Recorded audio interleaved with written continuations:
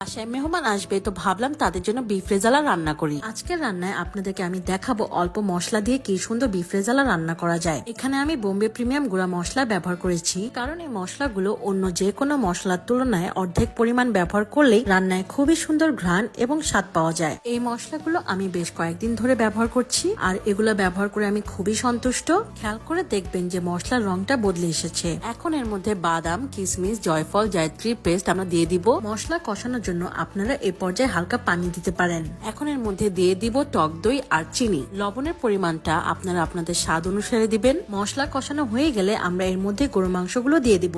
এখন মশলার সাথে মাংসগুলো ভালো মতো মেখে নিতে হবে এবং ঢাকনা দিয়ে দিতে হবে মাংসগুলো ভালো মতো সিদ্ধ হওয়ার জন্য। এক পর্যায়ে দেখবেন মাংসে এভাবে তেল উঠে এসেছে। এখন এর মধ্যে আমরা দুধ দিয়ে দিব। এই রেসিপিটা রান্না করা খুবই সহজ আর সময় কম লাগে, তাই মেহমান আসলে আমি এটা রান্না করি। এখন এর মধ্যে কয়েকটা কাঁচামরিচ আর পেঁয়াজ বেরেস্তা ছিটিয়ে দিব।